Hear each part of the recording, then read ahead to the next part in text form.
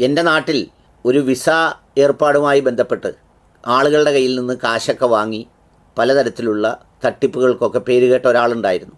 അദ്ദേഹം ആളുകളുടെ കയ്യിൽ നിന്ന് വിസയ്ക്ക് കൊടുക്കാമെന്ന രീതിയിൽ കാശ് വാങ്ങും. കുറേ പേരൊക്കെ പോവും, കുറേ പേരൊന്നും പോവില്ല. പുള്ളിയുടെ കൂടെ എപ്പോഴും 1, 2, 3 ആളുകൾ ഏറ്റവും കൂടെ ഉണ്ടാവും.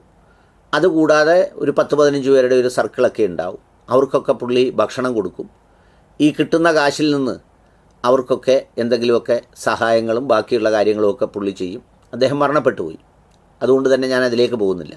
പക്ഷേ ഇന്ന് ഈ മുക്താദർ ജുവലറിയുടെ സാമ്പത്തിക തട്ടിപ്പുമായി ബന്ധപ്പെട്ട് പരിശോധിക്കുമ്പോൾ ഇന്ന് ഈ തട്ടിപ്പ് നടത്താൻ വേണ്ടി കൂടെ നിന്ന് ഇടനിലക്കാരായവരും പറ്റിച്ചവരും മോഷ്ടിച്ചവരുമായ ആളുകളെക്കാൾ എത്രയോ എത്രയോ എത്രയോ ഭേദമായിരുന്നു ആ മനുഷ്യനെന്നുള്ള കാര്യം ഞാൻ ചിന്തിച്ചു പോയി.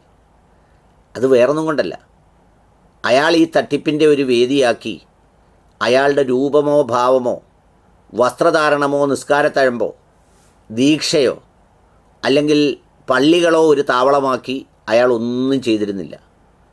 അയാൾ ആഖിറത്തിൻ്റെ ഒരു അടയാളങ്ങളോ വിശ്വാസത്തിൻ്റെ ഒരു ഭാവങ്ങളോ ഒന്നും അയാളുടെ സാമ്പത്തിക തട്ടിപ്പിൽ അയാൾ ഉപയോഗിച്ചിരുന്നതേയില്ല. എന്നാൽ മുക്താദിർ ഇത് പൊട്ടിക്കുന്നതിന് വേണ്ടി ഉപയോഗിച്ചത് മുഴുവൻ ഒരു മതത്തിൻ്റെയും വിശ്വാസത്തിൻ്റെയും അടയാളങ്ങളാണ്. തുടക്കം മുതൽ അതുതന്നെയാണ് നടന്നത്. അതുകൊണ്ടാണ് 1, 2, 3 വർഷങ്ങൾക്ക് മുമ്പ്, ഞാൻ വർഷം എത്രയായെന്ന് മറന്നുപോയി, എന്നെ ഇതിൽ ഉത്തരവാദിത്തപ്പെട്ട ഒരാൾ അങ്ങ് അമേരിക്കയിൽ നിന്ന് വിളിച്ചിട്ടാണ് ഈ കഥയും അനുഭവങ്ങളുമൊക്കെ ഈ മനുഷ്യനെക്കുറിച്ച് പറയുമ്പോൾ ഞാനങ്ങനെ വ്യക്തിപരമായി ഒന്നും പറയാതെ ഇതിൻ്റെ സാഹചര്യങ്ങളും ഇതിൻ്റെ പോക്കും വശപ്പശകും ഒക്കെ ഞാൻ അന്നേ പറഞ്ഞിരുന്നു. അപ്പോഴാണ് എല്ലാവരും കൂടി മറ്റു ജുവലറിക്കാരുടെ ബ്രോക്കറും ഏജൻറ്റും ആക്കി എന്നെ മാറ്റിയത്. ഏതായാലും ഇപ്പോഴത്തെ സ്ഥിതി എന്താണെന്ന് വെച്ചാൽ, ഇപ്പോൾ ഈ തട്ടിപ്പ് നടത്തുന്നതിന് കേന്ദ്രമാക്കിയത് മുഴുവൻ ആത്മീയതയുടെ മറപറ്റിയാണ്. അവിടെ കച്ചവടത്തിന് വേണ്ടി കുറച്ച് തൊപ്പിയും താടിയും വെച്ച കുട്ടികളെ ദറസുകളിൽ ദീനീ വിദ്യാഭ്യാസം നൽകി അവരെ പുറത്തു വിടുമ്പോൾ അവർക്ക് തൊഴിലുണ്ടാവണം, അത് അത്യാവശ്യമാണ്. പക്ഷേ ആ തൊഴിലിന് ഇതുപോലെയുള്ള ആളുകളെ പറ്റിക്കാൻ വേണ്ടിയുള്ള സ്ഥാപനങ്ങളിലല്ല തൊഴിൽ നൽകേണ്ടത്.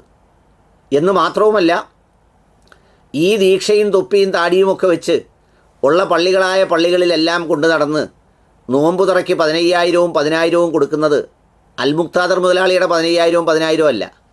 അത് കൊടുക്കുന്നത് മുഴുവൻ നാട്ടുകാരുടെ കാശാണ്. നാട്ടുകാരുടെ കാശ് ഉപയോഗിച്ചാണ് ഈ പത്രാസ് മൊത്തം നടത്തിയത്.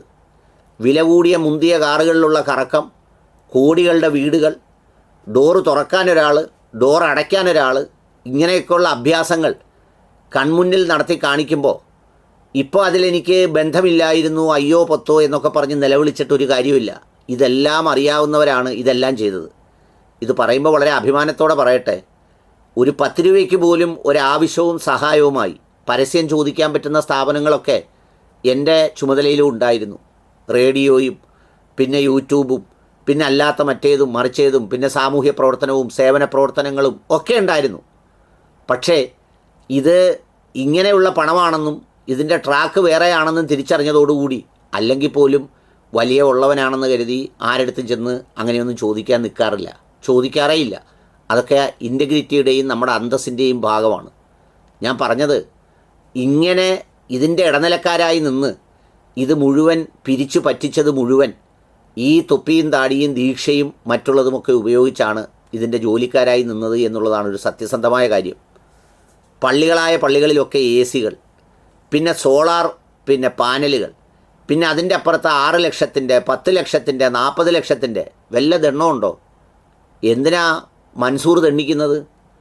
മൻസൂറിനെ കൊണ്ട് ചൊരിഞ്ഞു കൊടുക്കുകയല്ലേ കാശ്? ബിസ്മി അല്ലി കിബിലയ്ക്ക് നേരെ നിന്നങ്ങോട്ട് പിടിപ്പിച്ചു കൊടുക്കുകയല്ലേ? അത് വാങ്ങിച്ചുപയോഗിച്ചത് മൊത്തം ഇതിനു വേണ്ടിയായിരുന്നു. അതുകൊണ്ടാണിത് മതത്തിൻ്റെ തലയിൽ വരരുതെന്ന് ഞാൻ ആദ്യമേ പറഞ്ഞത്. അത് വേറെ ആരും രക്ഷിക്കാനായിരുന്നില്ല. മതത്തിൻ്റെ തലയിൽ വരരുതെന്നും ചില പണ്ഡിതന്മാരുടെ മേൽവിലാസം ഉപയോഗിച്ച് നടത്തുന്നതിൽ അവർക്ക് പങ്കില്ലെന്നുമൊക്കെ ഞാൻ അന്ന് പറഞ്ഞിരുന്നു. അതുകൊണ്ട് എല്ലാ ജമാഅത്തുകളും നിർബന്ധമായി അന്വേഷിച്ച് നോമ്പ് തുറക്കാൻ വല്ലതും കൊണ്ട് തന്നിട്ടുണ്ടെങ്കിൽ അത് തിരിച്ച് മൻസൂർ മുതലാളിയുടെ കയ്യിലോ അല്ലെങ്കിൽ ഏൽപ്പിച്ച ആളിനോ തിരിച്ചു കൊടുക്കണം. ഇനി ചിലപ്പോൾ ഉടനെ വരും, അടുത്ത 2 കട തുറക്കാൻ പോകുന്നു. അങ്ങനെ തുറക്കണമെങ്കിൽ ഒരു ഇര വന്ന് വീഴണം, അല്ലാതെ കടയിലെങ്ങും ഒന്നുമില്ല. പല ജില്ലകളിലും പോയവർ കറങ്ങി ഇവിടെയൊക്കെ നടപ്പുണ്ട്, ജോലിക്കാരായി പോയവർ. എന്ന് പറഞ്ഞാൽ 10,000, 35,000, 40,000 രൂപ സെക്യൂരിറ്റിക്ക് വരെ സാലറി കൊടുത്ത് എന്ത് ഫിനാൻഷ്യൽ മാനേജ്മെൻറ്റ്? ആരാ ഇത് മാനേജ് ചെയ്യുന്നത്? അപ്പോൾ ഇതിനകത്ത് നിന്നവരൊക്കെ അടിച്ചിട്ടുണ്ട്. മൻസൂർ മാത്രമൊന്നുമല്ല അടിച്ചത്, അല്ലാതെ അടിച്ചിട്ടുണ്ട്. ഏതായാലും ആ സംഗതികൾക്കെല്ലാം ഉപയോഗിച്ചത് ഈ ആത്മീയതയുടെ ഒരു കപട തട്ടിപ്പാണ്. ഞാനിത് ഓർത്തുപോയത് നമ്മുടെ അന്തരിച്ചു പോയ വൈലിത്തറ ഉസ്താദിൻ്റെ കഥയാണ്. ഒരു പട്ടി പറഞ്ഞ കഥ ഞാൻ പലപ്പോഴും പറഞ്ഞിട്ടുണ്ട്.